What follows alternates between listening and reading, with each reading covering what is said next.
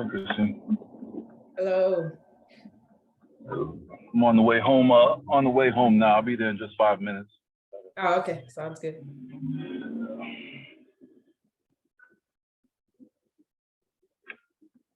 I think we want to show them the outline today and all that kind of stuff. So that'd be a bit of a computer for that.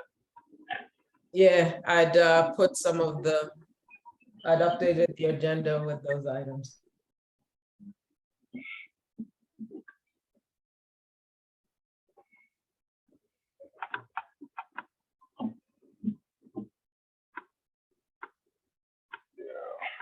Mhm.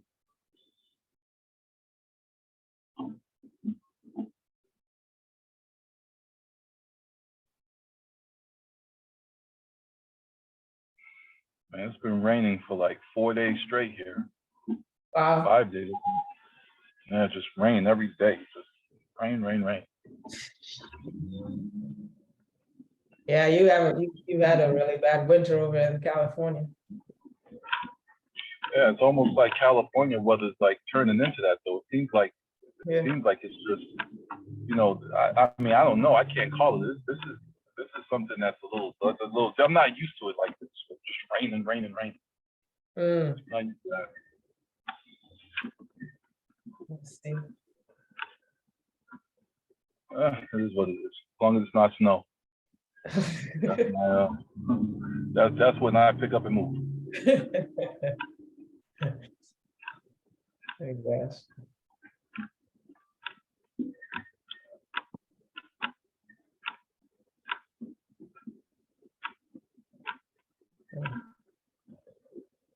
I guess people probably like running a little late.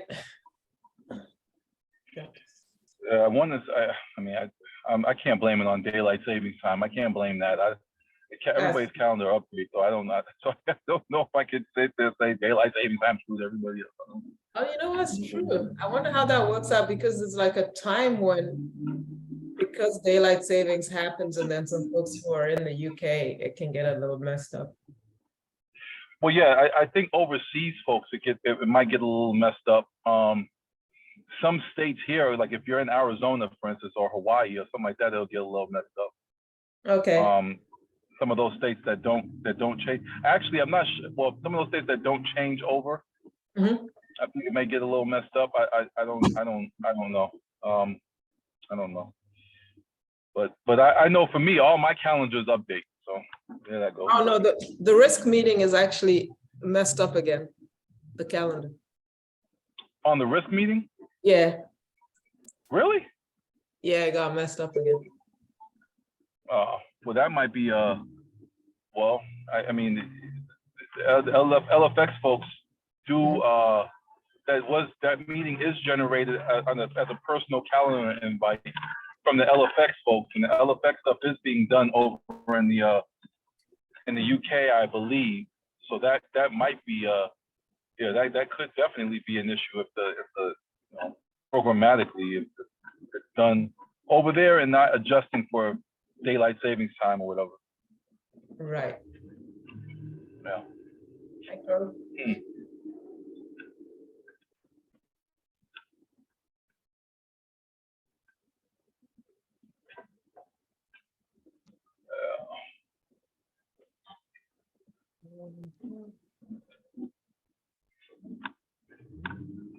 Man, I'm telling you, you don't, you know, with all the economic stuff that's happening, one might believe that a lot of this stuff was orchestrated. I don't know. I don't want to get on a conspiracy. I want to get on my conspiracy theorist soapbox here, but a lot of stuff happened prior to a lot of stuff happening right now that's only exacerbating a lot of problems of the stuff that was happening before. I'm just saying, you know, this is getting ridiculous. You're speaking in vague terms. That's okay. You know, I don't know. I don't want to be a conspiracy theorist here, but damn. All right. I guess we should probably get started, right, Jay? So well, we could, but it's just us and Krob, and well, Krob knows everything already. So I don't know what I gotta say, I'm really excited that you two got accepted at the summit. That's awesome news. Right. And today they're gonna let us know which track we're in, because we had kind of like submitted it for the leadership track. Okay. Yeah. Yeah, I I didn't think all read. that's coming out today. Schedules and tracks and all that stuff is coming out today, I believe. I gotta take a look. I didn't read mine very closely. But I got Salsa, S2C2F, and Fresca. We're doing a panel talk. That's gonna happen as well. Neat. And I think I got waitlisted for another one. I'm not sure. A lot of speaking going on. Yeah, I regret submitting so many sessions. It made more work for myself. Yeah. All right. Well, what do we want to talk about today? You want to go over your outline, or you have something else you want to talk about? Yep. No. So what we wanted to talk about today was the outline. We wanted to talk about submitting for Open SSF Day and wanted to get a gauge on volunteers for that.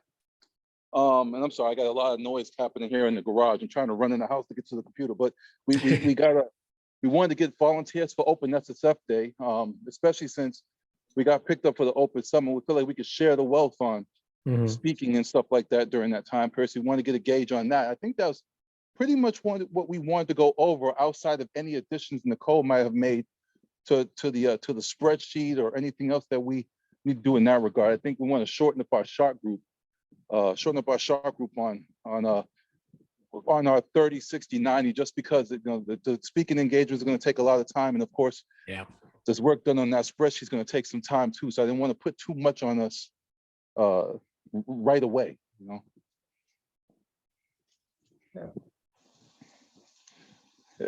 I'm trying to get inside so I can get to this, so I can get to our outline though. The outline is really good. I agree. I looked at it. I didn't have any feedback for you. I thought it was well put together, and I think on target, and hopefully it'll be inspiring to get us some more participants,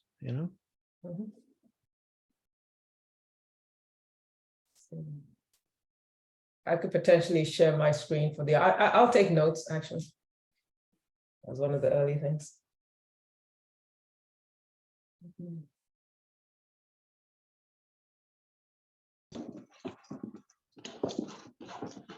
And so for tomorrow, or is it tomorrow or Thursday? How much time do you two have? We have about 15 minutes is what I understand. Okay. Yeah, they gave us 15 minutes for the presentation. But I know based on what we have on the outline, I think we can have time for Q&A as well.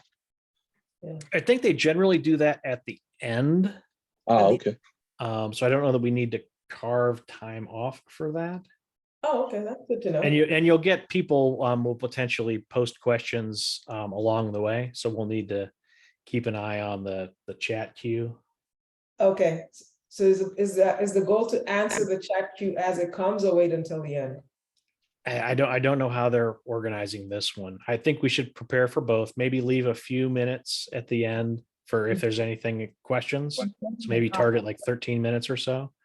Okay. And then we'll kind of see how they do it. Okay, that's good. All right, everyone's off. See, I made it. How's it going, Sal? All right. So like pull up the. Well, I guess one point to add on what you have. Yeah, good. You mentioned 4.6, so I would explicitly call out section 4.6. Okay, just call it out and by okay. Well, yeah, I think our efforts help support that. We had said that, right, Christine? We said that we're gonna actually put that in there and actually call that out. Yeah. Yeah.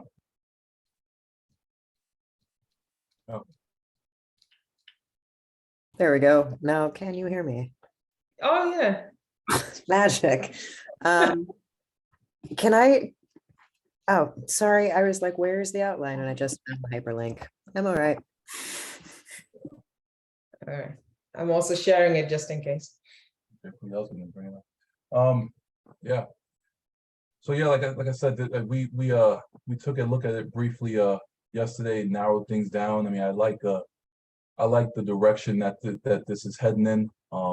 Very clear, very concise, very straightforward. Um, you know, I mean, hell, I even think that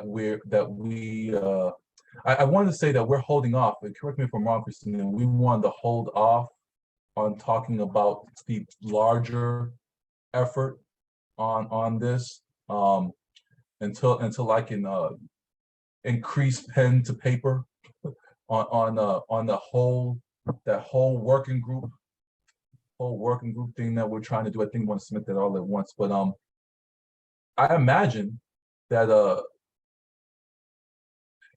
so part of this is when we talk about what we've done, I want to bring up that spreadsheet.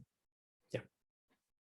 I think that spreadsheet, I think that is extremely important. And as a segue later on, I think when I bring up that spreadsheet, I think I will give one sentence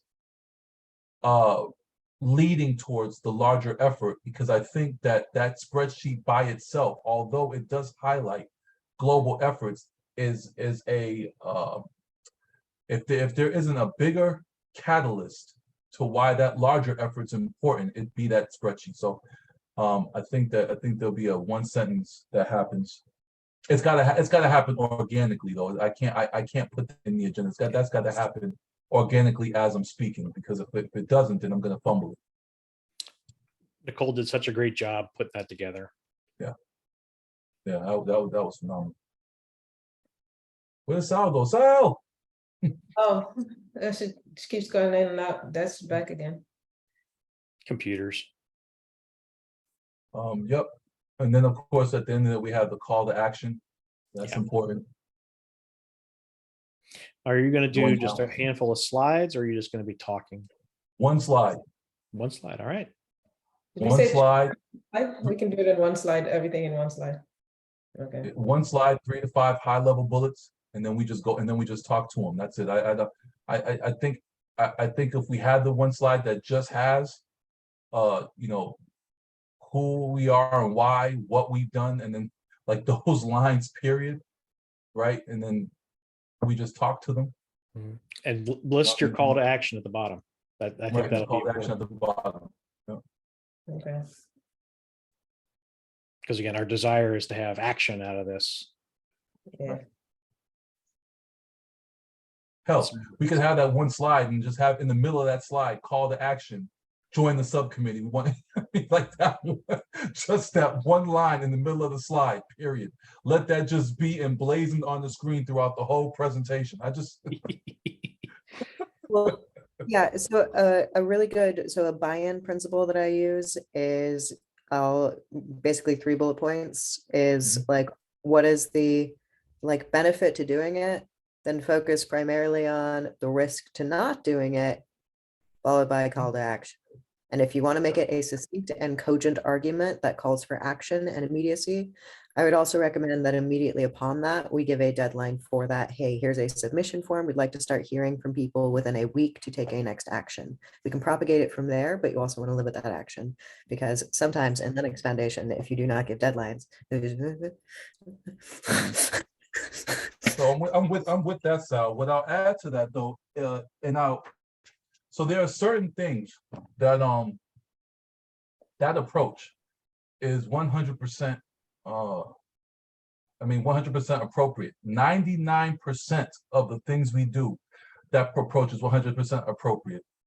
This right here, I'll tell you, for as many people who are outward passionate about this, you can also have what I like to call false flags. Those that appear to be, or for the purposes of other people in the room, appear to be outwardly passionate about this, or will speak I'll use, oh God, I hate bringing politics into this. I'll, you know, to your face tell you, oh yeah, no, we can't have that, but go into the booth and have it, right? So being very careful, you know, I want to be very careful with a demand or a demand that they support. I want to be very careful. A lot of this stuff is sensitive in nature, extremely sensitive. A great conversation I was having the other day was about privilege. What does privilege actually mean, right? And one of the questions I asked, I said, you know, everybody's gangster until a gangster walks in the room. And then he looked at me like I was crazy. And I said, well, if I have 50 and you have 100, are you willing to give me 25? So we both start at 75. And as a caveat, I'll teach you not only how to get your 100 back, but I'll teach you how to get 100 so that we both will end up marching in the same place. When you ask that question, are you willing to give up 25? That question alone, if you have to pause in your response, we ain't there yet. You understand what I'm saying? You have to pause in your response, we ain't there yet. And a large part of this is asking people, asking those with privilege to give up that 25. So I want to be very careful in our approach, especially when we talk about risk to not doing it. Who cares if you got the privilege already? Who cares about the risk to not doing it if you got privilege? You know what I mean? Like who cares? Like, so I want to be very, very very careful with that. That's why I think Nicole's spreadsheet is so important here. We said her name enough times, she showed up. Oh yeah, she showed up right when I said that. Yeah, Nicole, you know, I mean, that whole job thing, it cuts into my day sometimes. My bad. Yeah, I think it's so important here because we're not speaking from a place of risk to not. We're speaking from a place of, hey, these are the efforts going on around the world. And would you believe that we're probably, everyone that's looked into this, done this research, I mean, all we can do is shrug the shoulders. This is probably the first of its kind creation of a one place repository that talks about this and then has the data to support next steps to really make an impact. Who's willing to make an impact, right? And you speak about it that way, right? It takes a little less pressure off them to make an impact, a little bit more pressure on them to be a part of the impact or a part of the efforts that are being made towards making an impact. My 2 cents there, of course.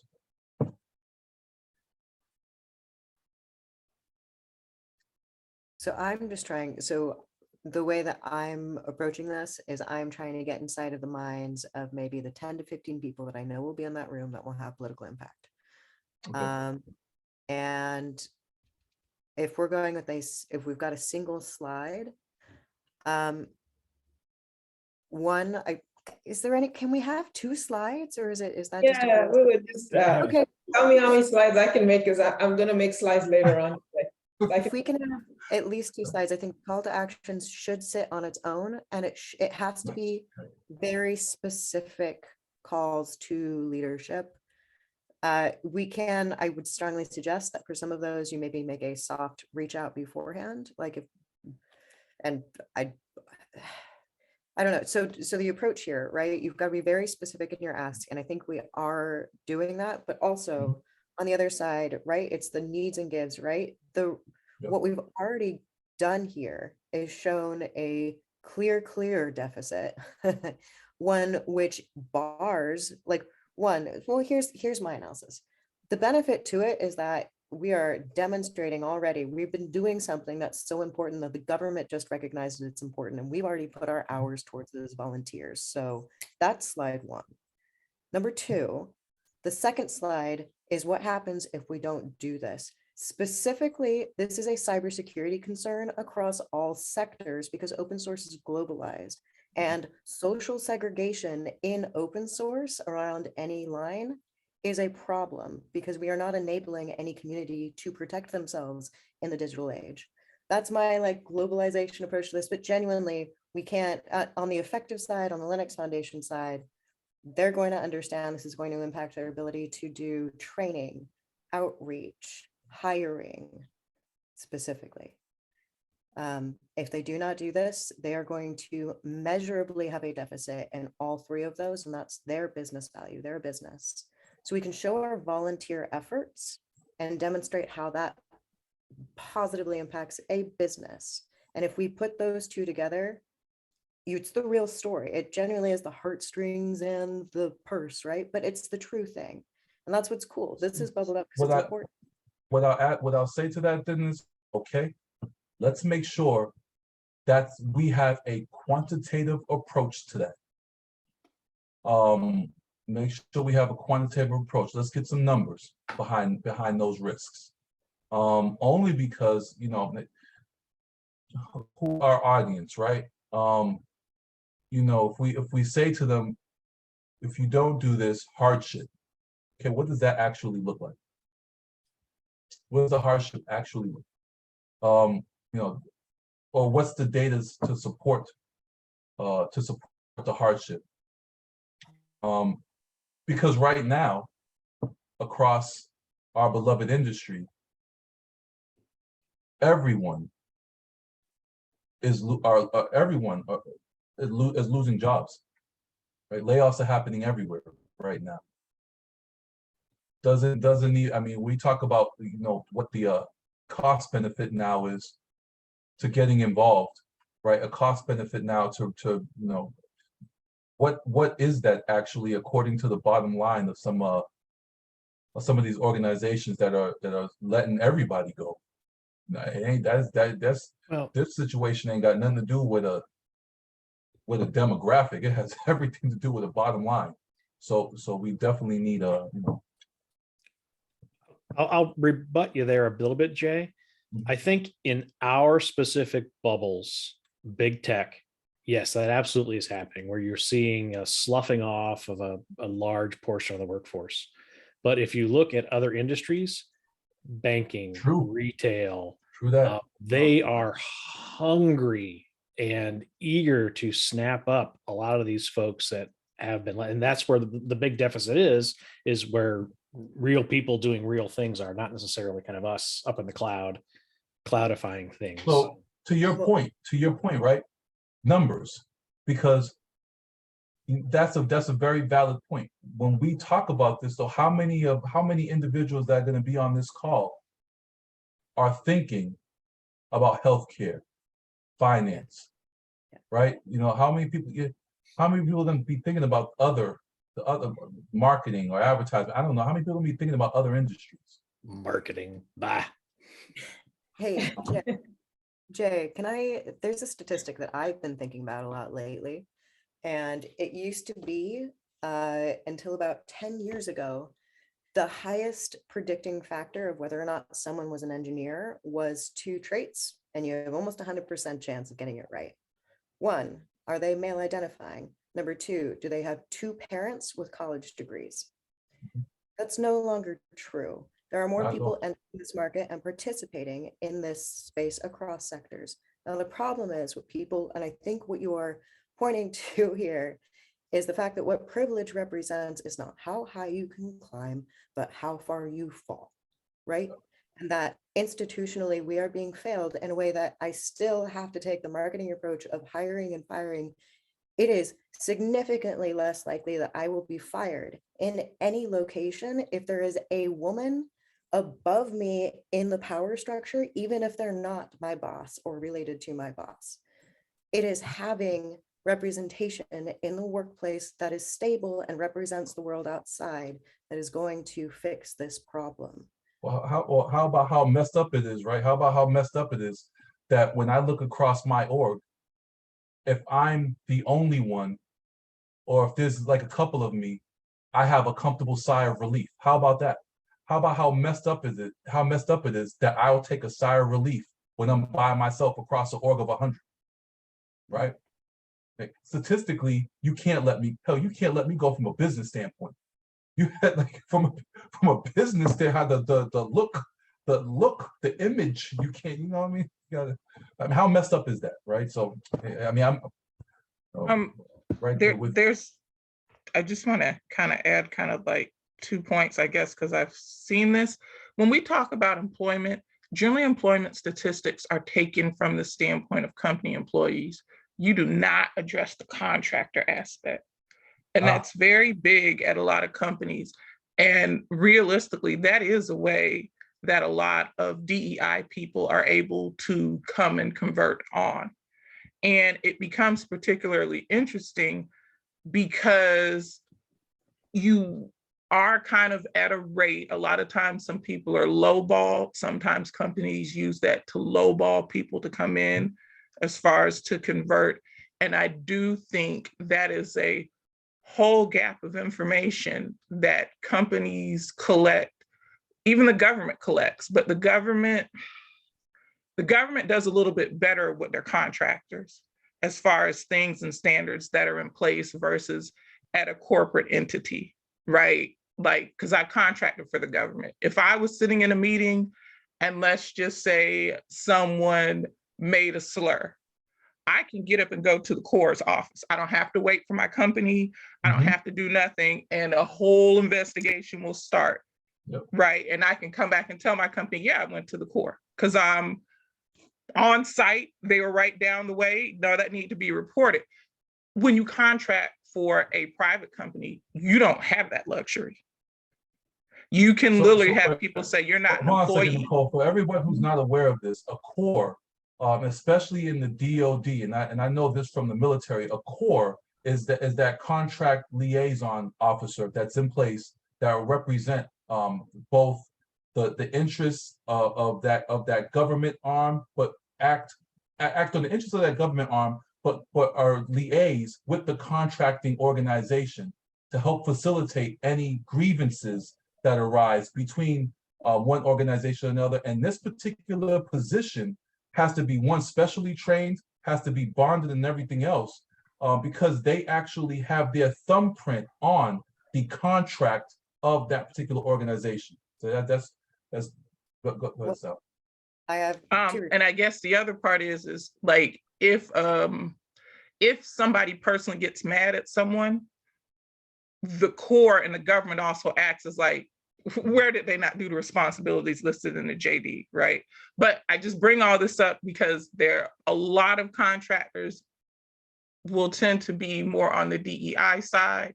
Some of them are put through staffing companies who lowball people. And I just think if we're gonna look at the cybersecurity workforce, that is a definite huge part of the workforce that I don't feel is ever addressed or collected statistically, which would be another good reason to try and make sure we are really doing a good job of situational awareness when we talk about DEI and the cyber workforce and skill sets that are needed, that all of that is accounted for. I'll add two, and I'm sorry, Sal, I'll jump in here. I had two things, and then Sal, you go. This, so not understating this, but I only know this from a DoD perspective. When contracting an organization, the DoD looks specifically at numbers, quota numbers of employees within that contracting company, and if the quota is not met on who is employed by this contracting company, that is that's a requirement that needs to be met in order for them to even be considered in contract. You can't even make it to that list of approved contractors without some of these requirements being met. Different than private sector. Hell, as a matter of fact, last year when this whole thing started, the contractors were the first to go in many organizations, regardless of what, regardless of who was employed or whatever. The contractors were first to go, and that was across the board, and then everyone else. So I just want to add those 2 points. Go ahead, Sal. No, sorry, I was just nodding because I read Rob's thing. No, but okay, well, I had one request. Can we stop talking about DoD contracts? Because that was a very dark time in my life and I don't want to relive it. But yeah, I think number two, I think, right, the course model, I know who to go to, and it's a point of contact for compliance, which is preceded often, right? But it ensures a functional working environment, specifically not at the like contract entities level, but across entities. So I think that's a really good model for us to maybe lean on or suggest in a way as our communication mechanism. And also it's necessary in the federal government for a reason, and we just move those forward. I also want to say, if I ever move back to the US, I'm Native American. I'll just be a CTO of something. Y'all can join me. We'll get all the contracts in DoD. We'll get all the contracts. Okay. I will add one slight modification because I spent a lot of years contracting in Intel. Some of that gets thrown out the window. Oh, nice picture. Some of that gets thrown out the window when you're talking about clearances, because it's only so few people with clearances. And depending on what area you're at and your specialty underserved area, you know, it gets sole sourced and none of that's a factor. Yeah. I won't name a very big case about a very big tech company that got a sole source contract where none of that was a factor. It's just it wasn't present in the government space at that time. The second thing, I guess, when we talk about cyber workforce is still addressing the AI bot resume issue, because that's still a problem. Despite the fact there's been a couple of cases where people sued and won, but that before people look at resumes, it gets scanned through the AI bot at a lot of tech companies, big tech companies, and a lot of people don't make it through if you didn't go to certain schools, if you weren't male, right? If you didn't have certain things on your resume, you don't make it through. And the AI bot is developed based off of people who are working there now. So just the whole concept that you're supposed to be trying to find the best and the brightest, and you're basing your formula off of what you have instead of the skill sets per se needed. Okay, that's my 2 things. Look, so okay, so a lot of these points that are being made right now, what I do want to say is, some of this stuff great for the town hall, some of this stuff great for open summit, all this stuff great for talks that we want to give later on. And Crow had a great point in here too about metrics. Let's parse some of this stuff out.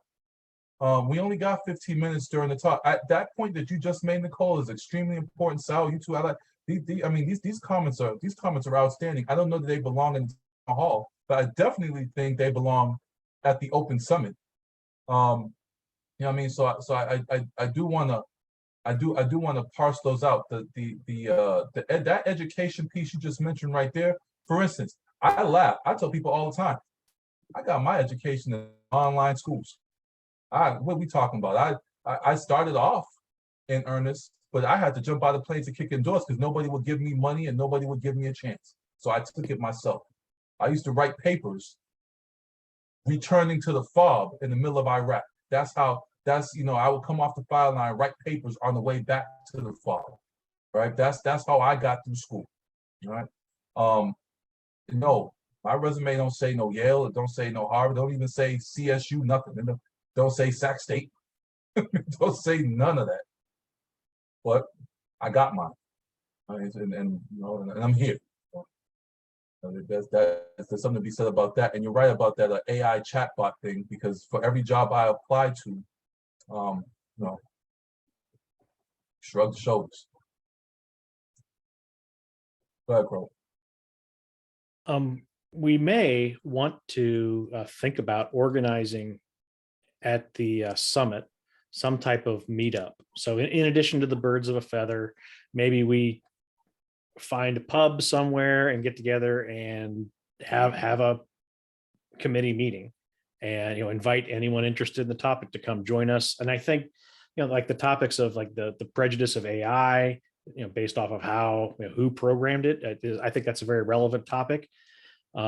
I don't know that our education group will be able to fix that. But again, if we ever able to escalate the importance of this work, I think that's very definitely a piece of work that we potentially might be able to influence with like the whole, it's not a foundation, is it? There's an AI group within Linux Foundation.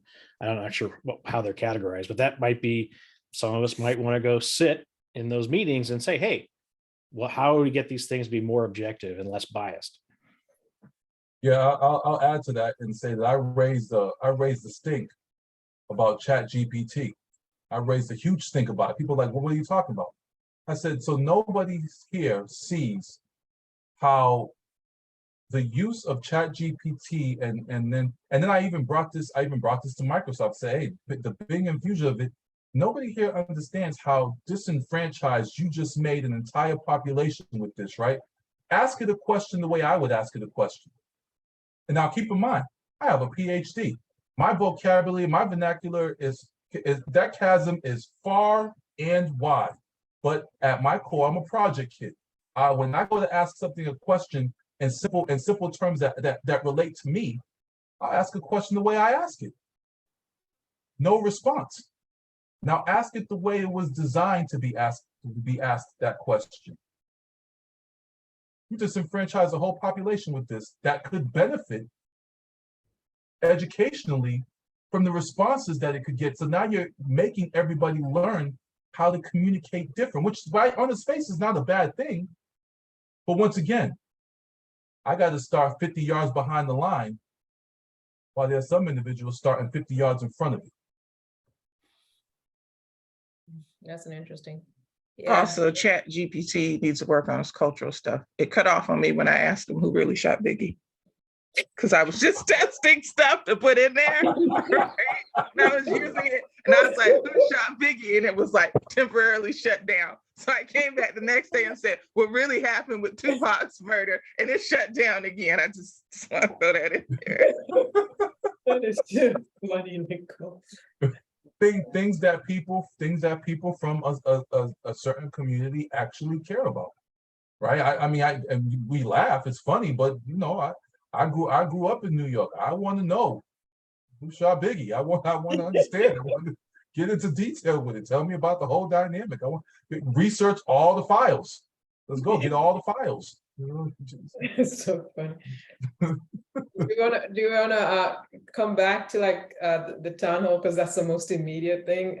And so the questions that I've seen, at least to kind of sum up, is that we want to talk about data. We want to kind of like go into 2 slides. The second one is like the call to action that's very specific for leadership. But in that first slide, there was like he wanted to see data to see what the risks or the benefits.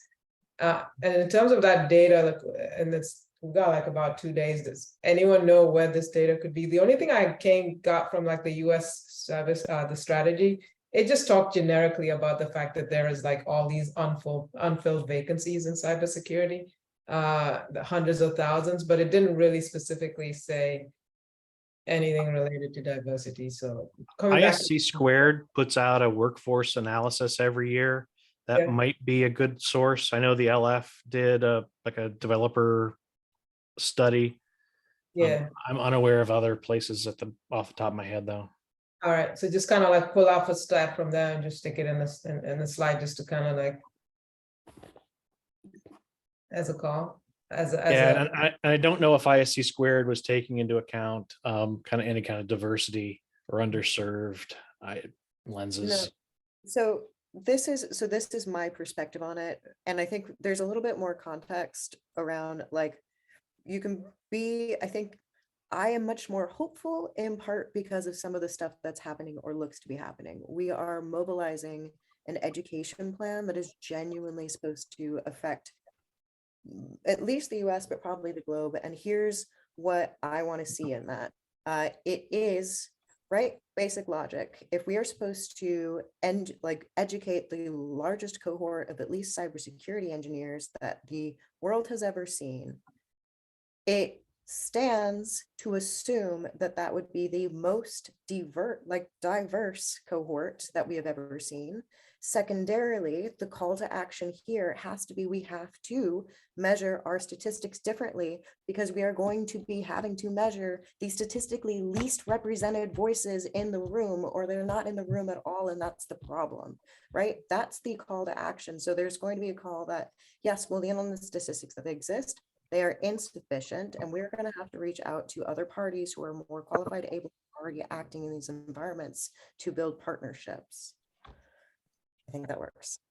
Okay. That's what I, because in a year from now, right? And I really we can get there, but in a year from now, this could be looking super different. Like, I want to tell them, this is the stats that I could have in a year and demonstrate a difference from point A to point B. If you get engaged, I can prove to you that we've made a difference. But if y'all don't get engaged, we're just going to keep hauling, because this is volunteer, and we're going to figure out someone who cares, right? Yeah, it's kind of like trying to do the same thing over and over again. Yeah. I also think that's another area where we would look at partnering with some of the organizations, because some of the diversity organizations do collect data. And that could only help kind of enhance some of the data efforts that are already done here. And I think that's something you might want to add. So Yeah. to Christine's point earlier, I hope she's writing this down somewhere. Oh, some of this is getting written down somewhere. But for the purposes of the town hall on Thursday, these data points. So I wanted 3 data points. Talking about risk, 3 data points for risk. Which ones are we going to focus on? I'll ask the question. Christine and I are going to present this.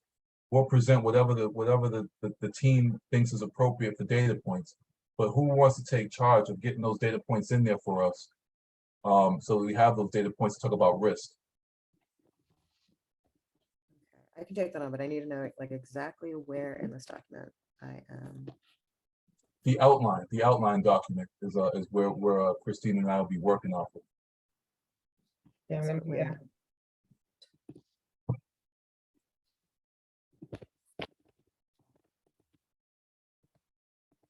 Yeah, okay. Risk is not labeled in this document yet. So where within this do we want to? You So is could- this? So the way we were gonna do this, I'm sorry to interrupt, is just we were gonna maybe potentially have a slide that says we are kind of like the genesis and the why, and then a slide about the what, which could be like centered on the actual document that Nicole's working on, and then the last was the call to action. So 2 to 3 slides. So in terms of risk, you could put it anywhere in the why section. Okay, cool.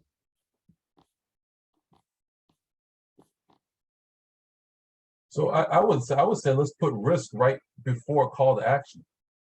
You want to after the what or during the why? Seems like it would be in the why. So after we've talked about the who we are and why we're doing this, and we talked about what have we done, we talked about what we're going to do, then we talk about risks, and then the call to action. I got it. Yeah, there you go. Thanks. Okay.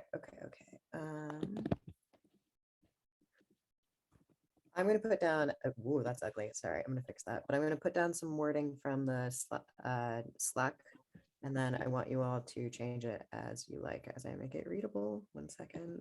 Ooh, there we go.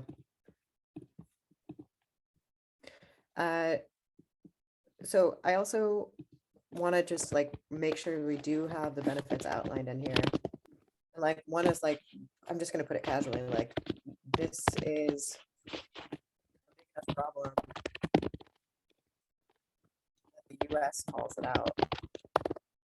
Now I'll tell you something. So one of the things that like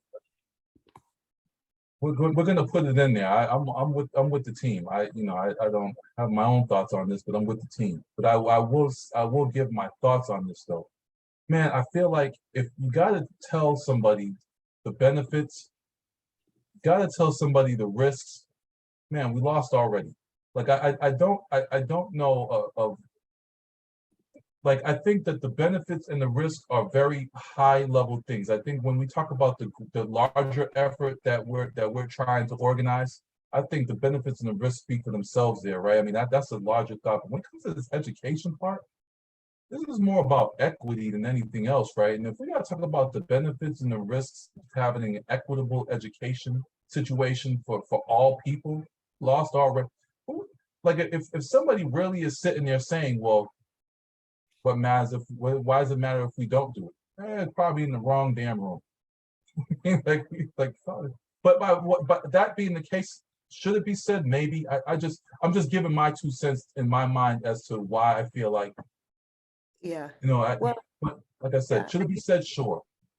Well, yeah, but you also have to think about the room. This is one of the hardest audiences in the world, right? So when you're talking about DE&I stuff, there's maybe like 10% of the population that will go willingly when they're unwillingly asked to go and just truly represent who's going to be in the room at OSSF and at OSSF. Anyway, the conference spaces. I just had a conference where the DE&I talk was sitting inside of the cybersecurity talk. I've never never had that before.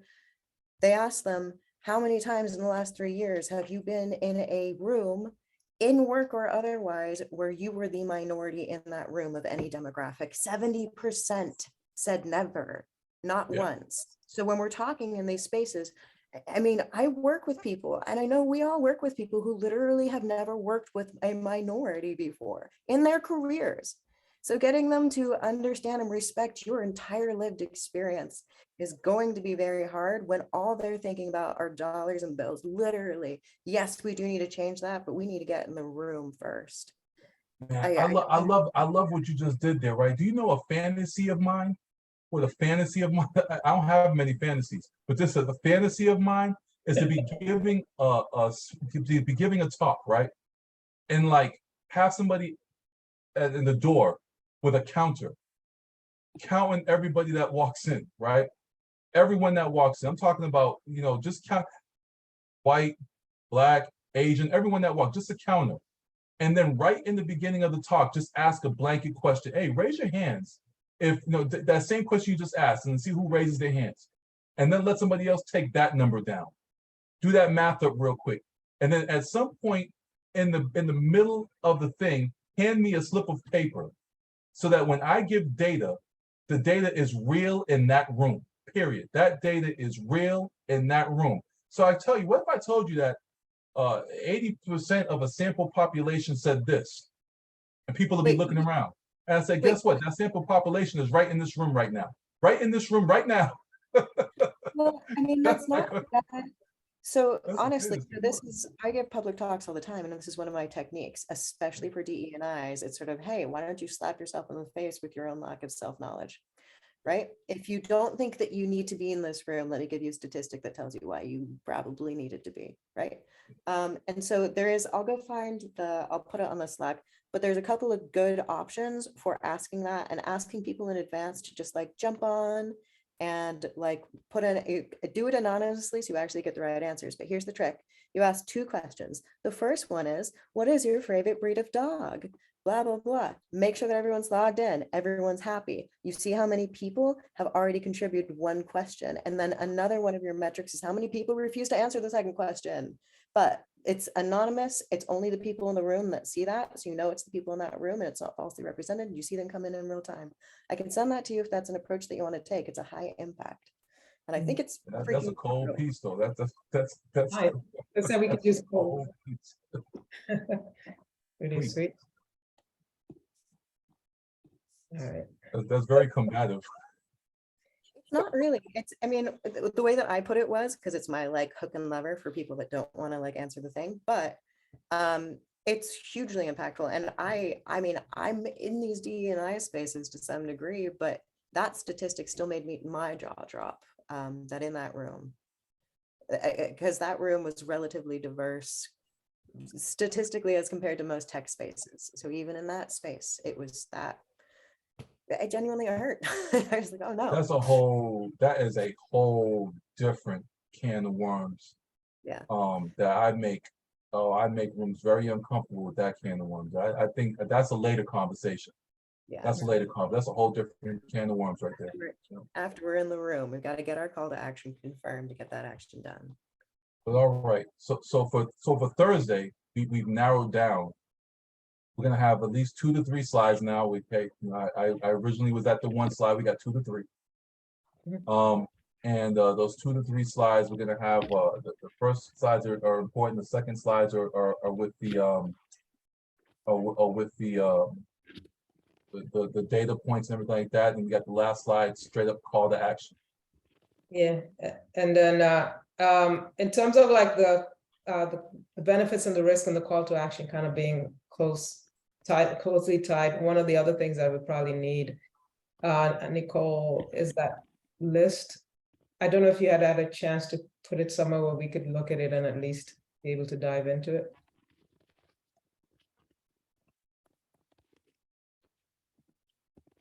The spreadsheet. Yeah, the spreadsheet, even if all we have is like a Oh, screenshot. she uploaded it to Slack. Oh, it's in Slack? Cool. No, I will. I don't know why I thought y'all town hall was in April, but I got it 2 days. Okay, yes. So after I have a meeting after this, after that, I will make sure everything's up there for you all. Okay, thank you. Should be useful. Sal, I gave you access to the doc. I just used the Gmail account that you had in listed in the attendee. That hopefully that's the right one.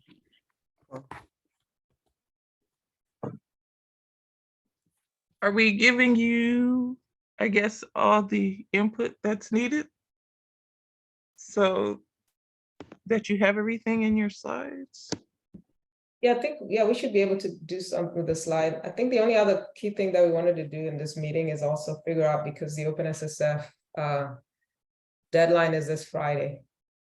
And there's a couple of talks, and Jay and I can kind of like rehash what we're doing for the OpenSSF day for one of the talks. But there is a second talk that we wanted to do around stats and all. And I think, was it Sal, you might have mentioned that you may have someone? Yeah. Actually, does anybody have anything else they want to cover? I have a like 1 minute show and tell of someone I'm very proud of, one of my little mentees, but it's cybersecurity. Anything else on anyone else's plate? No. No? Cool. Well, I wasn't quite prepared for this, but I've been working, it's open source. So I work with people everywhere all the time. And a couple of years ago, someone contacted me and was like, I'm an artist. And I was like, I don't work with artists. And they're like, no, I scrape websites and make art. Let me see if I can, give me 1 second. I just want to show you how cool this is from ANOVA. And yes, her name is ANOVA, which is also my favorite statistical interaction. But while delaying no further, I want to show you. So I showed her the newest open source supply chain report came out. And this time it was made in a way that you could actually scrape the numbers behind it. No PDF formats, not even in the images. So we took that. I'm almost there, found it. And she turned it into art. So not for all of us to reprocess our log4j, log4 shell trauma, but I'm going to show you some art versions of that real quick, and then I'll let you all go. I just think this is so cool. And really so I'm going to also state that I probably don't want to take that spot. I would love to give this to someone like this. Give me just a second.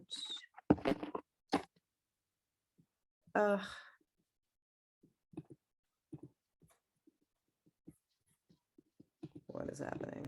All right, to be very honest with you, the thing came up and it just gave me question marks for both of my desktops, which is a new one for me. So what I'm going to do is give a little description and share the GitHub in the Slack. I just think it's real cool work and it's interesting. And it's like, it kind of centers around like, hey, here's someone who traditionally wouldn't even have an interest in cybersecurity, who's now working in it in an interdisciplinary way, getting other people engaged. I'd love to give 10 minutes of the stage to that. And also because their talk just got accepted for OSS around the same subject, and I'm just so excited. So, sorry, that's it. They saying, are you going to coach that person into kind of like submitting the talk proposal for this Friday? You think you can? Oh no, they already will. I'm very much, I've been mentoring this person for years, and it was just recently we found this one project. It's so cool. Yeah, it's just very, very cool. They're still like in college. This kid's just a whiz. Well, I'm with it. Submit it, and then see if we can't get the person up there and talk. Yeah. I'm with it. With that. It's super cool. That's cool. yeah. So for the summit, I will be there, and you all just tell me where to show up, and I'm glad to be in the audience and help support the talk. So you make my schedule for me. Cool. Can I put myself? I just need to buy flights. Oh, we do. I've already have the hotel. I already got the registration taken care of. I just need flights. Can I tentatively, because I still got to talk to boss about paying for this, but I'll probably be anyway.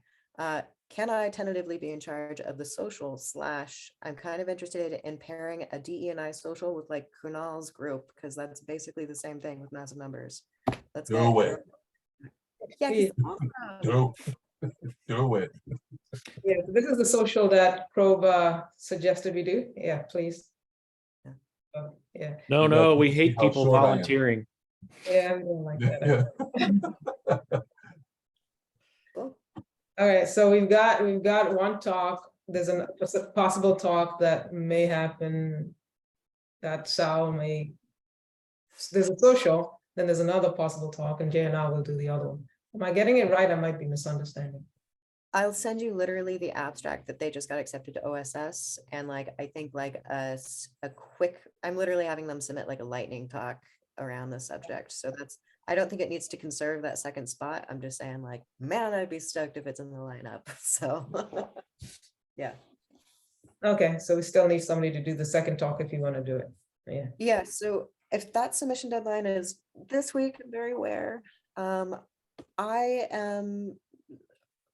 I would be happy to submit a sort of a proposal around extending the hiring statistics via partnerships. But that wouldn't be a concrete plan at this point. So I think we'd be doing that with an understanding that we're going to walk into that room and make that a discussion as well. So. All right, so more like another birds of a feather type of thing. Yeah, exactly. Yeah. Okay. All right. Yeah, feel free to do that. Cool. I will put something frantically out like Wednesday night, and everyone will give me a thumbs up and Okay. check this thing, and I'll submit it. Cool. All right, 2 minutes left. What else we got?